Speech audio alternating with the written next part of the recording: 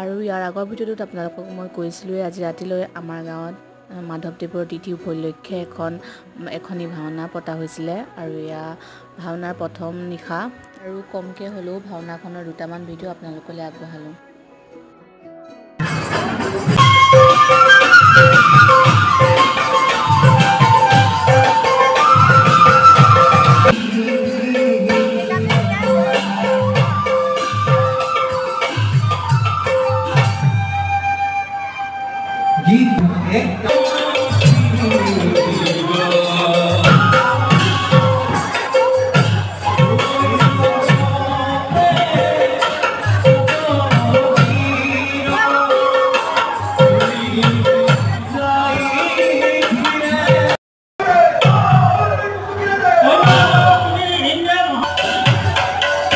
আৰু ভাওনাখন কেনেকুৱা লাগিলে জনাবলৈ নাপাহৰিব।